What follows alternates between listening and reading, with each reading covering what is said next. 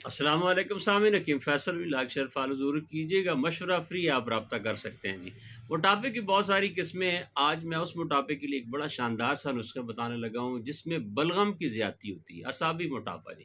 جسم چھل چھل کرتا ہے، نزلہ زکام تھوک ہر وقت رہتا ہے، وائٹ کلر کا پیشاب آتا ہے جی، یہ خواتین میں زیادہ ہے جی۔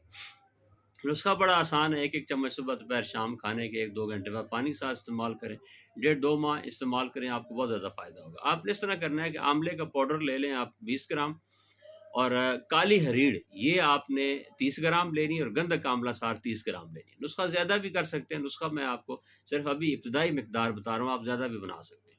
آملہ 20 گرام، کالی ہرڑ چھوٹی والی 30 گرام، اور گندھک آملہ سار 30 گرام پکی بنا لیں، اور ایک ایک چمچ صبح دوپہر شام کھانے کے بعد 1-1.5 گھنٹے بعد پانی کے ساتھ پھانک لیں، انشاءاللہ ثم انشاءاللہ 1.5-2 ماہ استعمال کریں، آپ کا جو موٹاپا ہے یہ ٹھیک ہو جائے گا جی۔ یہ اعصابی موٹاپے کے لیے، وہ جو سخت جسم ہوتا ہے اس کے لیے نہیں ہے جی۔ السلام علیکم۔